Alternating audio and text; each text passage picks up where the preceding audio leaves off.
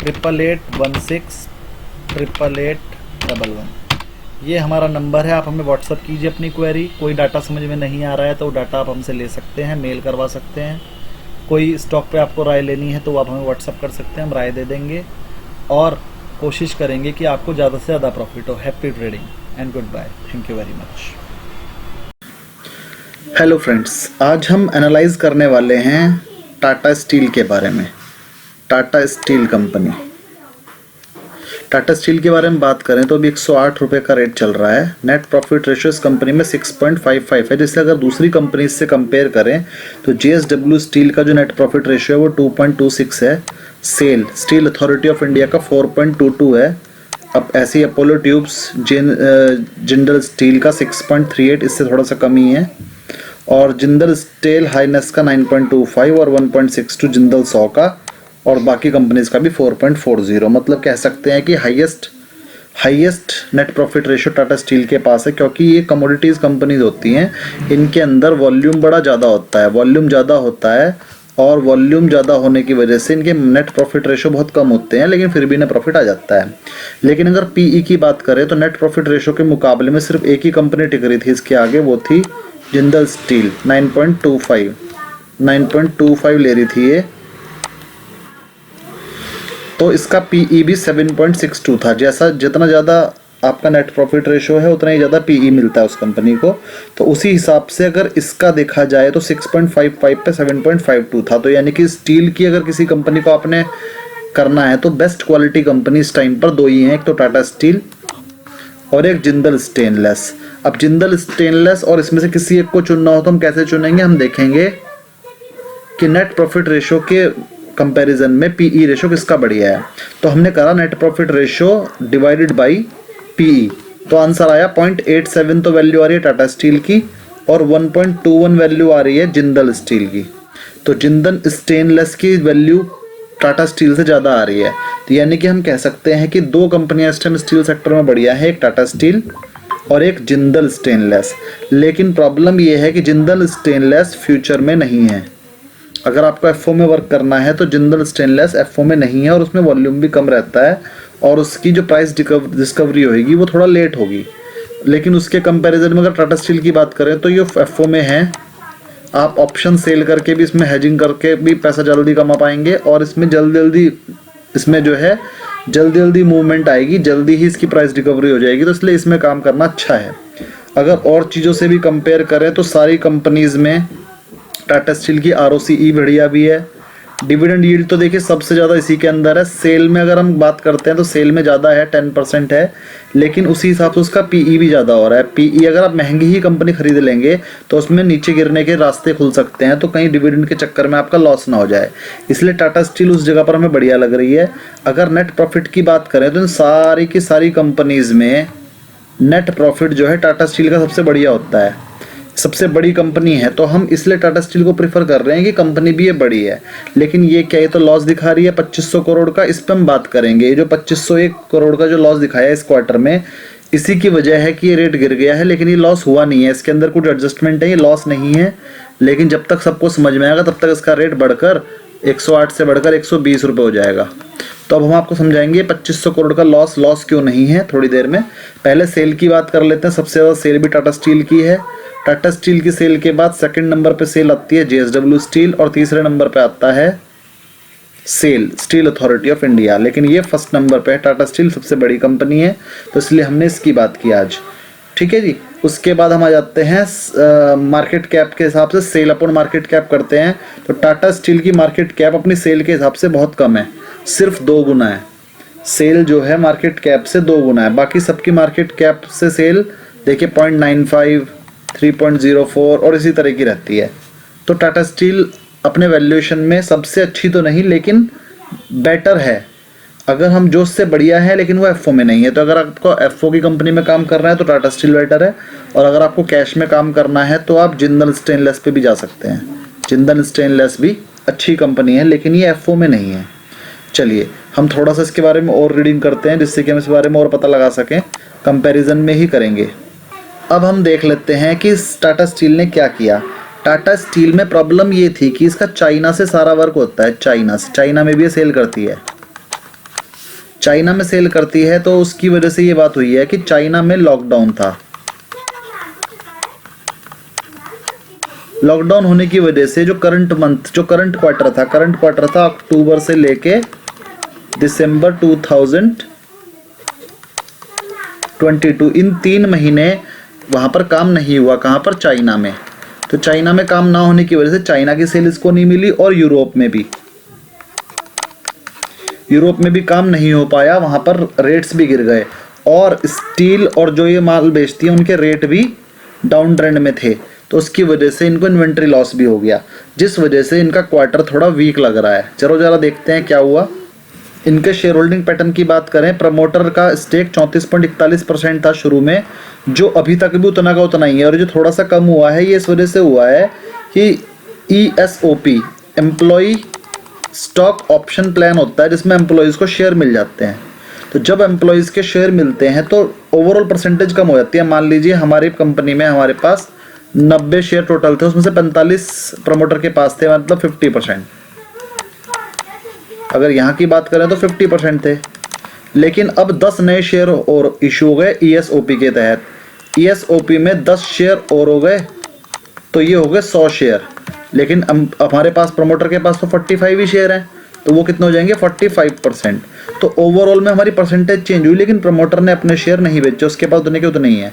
तो number of share promoter के same है, बस ये ESOP देने की वजह से जो थोड़ी सी परसेंटेज चेंज आपको दिखाई दे रही है, जो आधा % के लगभग कम हुआ है, ये ESOP की वजह से परसेंटेज कम हो गई है। लेकिन अगर हम FIIs की बात करें तो FII सबसे पहले वहाँ पर 12.39% रखते थे, जो अब बढ़कर 21.87% हो गया। कितने? सिर्फ 2 साल में। अगर 1 साल की भी बात करें तो 12% से बढ़कर FIIs ले गए थे। 12% से बढ़कर FIIs मार्च 2021 में थे 18% पे, और 18 से बढ़कर अब हो गए 22% पे। ऐसे ही DIs की बात करें तो मार्च में थे वो 25% पे, और अब 19 पे रह गए हैं। और अगर गवर्नमेंट की बात करें तो गवर्नमेंट 25 पे थी और अब 16 पे रह गई है, 0.16 पे, तो बहुत जरा सी है। लेकिन पब्लिक की बात करें रिटेल की, तो रिटेल 21 से बढ़कर 24-25% तक हो गया है। तो इसमें FIIs की रेटिंग बढ़ी है, FIIs ने अपना नंबर बढ़ाया है और पब्लिक ने बढ़ाया है। DIIs ने थोड़ा सा कम किया है। प्रोडक्शन जो अभी रिजल्ट आया था, वहाँ पर Q2 में जो प्रोडक्शन हुई थी वो 7.56 थी, वो इस बार भी 7.56 थी, नहीं गिरी। डिलीवरीज की बात करें तो 7.23 थी, लेकिन चाइना में सेल ना होने की वजह से थोड़ी सी डिलीवरी कम हो गई, 7.15 हो गई।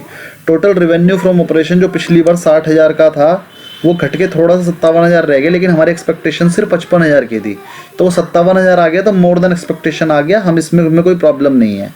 रॉ मटेरियल कॉस्ट की बात करें तो जो 60,000 में पहले 31,000 आती थी, लगभग 50%, तो 57,000 में भी लगभग 28,000 आनी चाहिए थी, वहीं आई है। चेंज इन इन्वेंट्री की बात करें, जो पहले 281 हुआ करती थी इन्वेंट्री, अब की बार 1800 है, क्योंकि हमारा चाइना में प्रोडक्शन रुक गया था और हमारा जो माल था वहाँ फंसा रह गया था लॉकडाउन की वजह से, वहाँ से निकाल कर बेच भी नहीं पाया, तो इसलिए हमारी इन्वेंट्री ज़्यादा हो गई इस बार। ऐसे ही अगर एम्प्लॉय बेनिफिट एक्सपेंस की बात करें, जो पहली बार 5318 था, अब की बार 5342 किया है। और ऐसे ही अगर हम अदर एक्सपेंस की बात करें तो वो भी लगभग सेम है।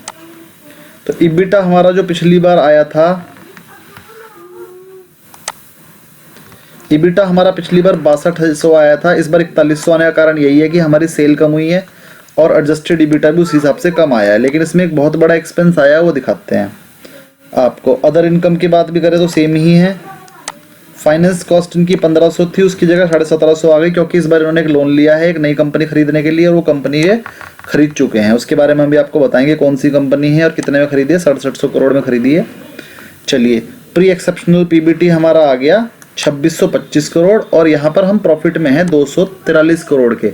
ये प्री एक्सेप्शनल PBT है, मतलब इसमें से जो एक्सेप्शनल आइटम है वो हटा दीजिए, तो 243 करोड़ के प्रॉफिट में हैं हम। हालांकि हमारी एक्सपेक्टेशन 500 करोड़ के प्रॉफिट की थी, जो घट के 250 करोड़ हो गया है, तो एक्सपेक्टेशन से कम प्रॉफिट आया है। लेकिन इसका कारण सिर्फ और सिर्फ चाइना में जो हम सेल नहीं कर पाए वो आई, लेकिन हमारी सेल फिर भी एक्सपेक्टेशन से ज़्यादा हुई है। प्रॉफिट मार्जिन कम हुए हैं यूरोप में रेट करने की वजह से।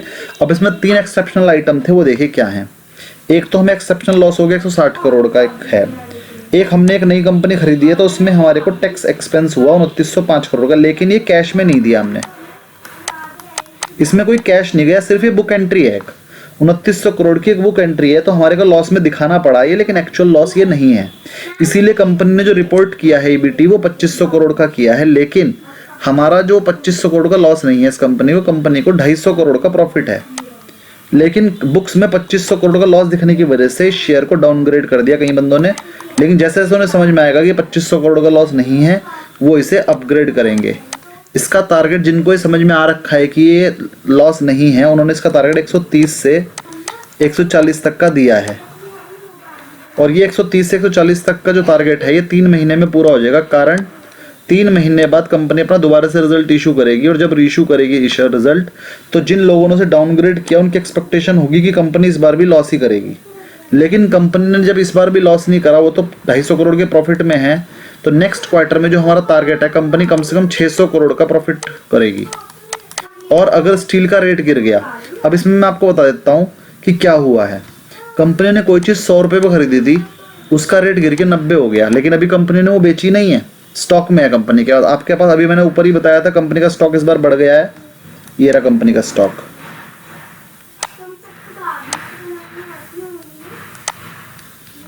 चेंज इन इन्वेंट्री, कंपनी के पास 1800 करोड़ का स्टॉक ज़्यादा है।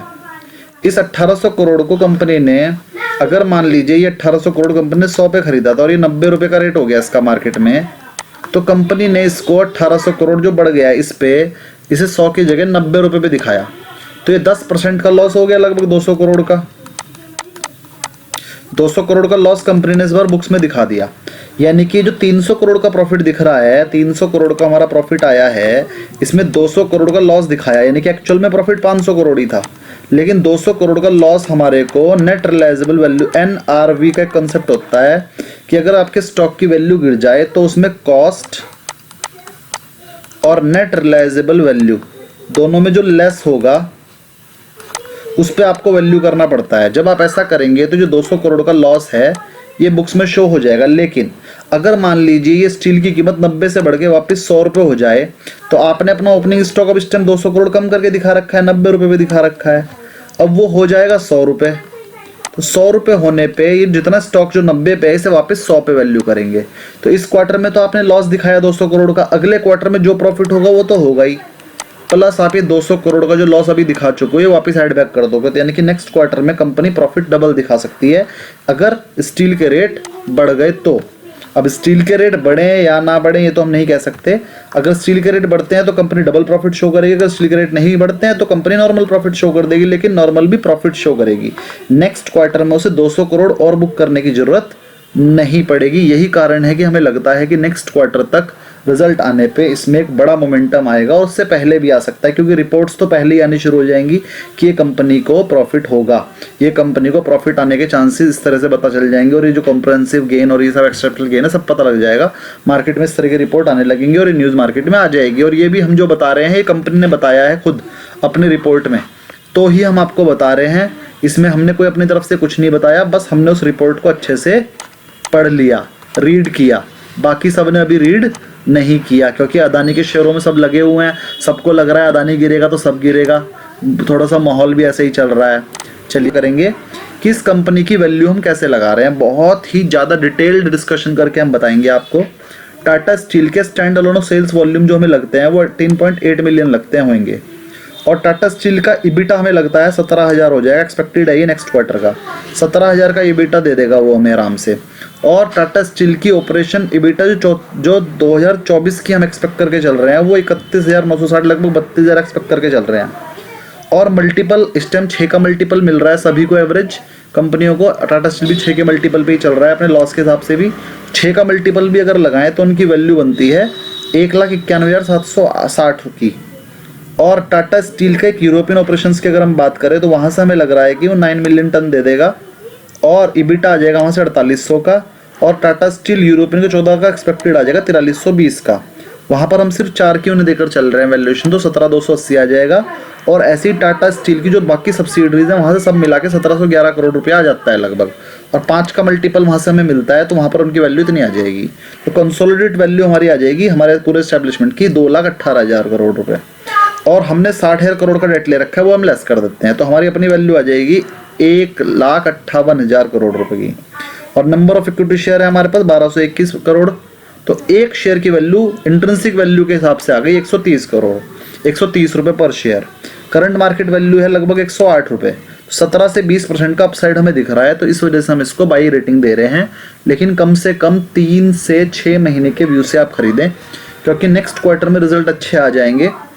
और अगर किसी वजह से स्टील के रेट नहीं बढ़े तो फिर हमारे को और बहुत बढ़िया रिजल्ट जो मिलेंगे देखने को, वो उससे नेक्स्ट क्वार्टर में मिलेंगे।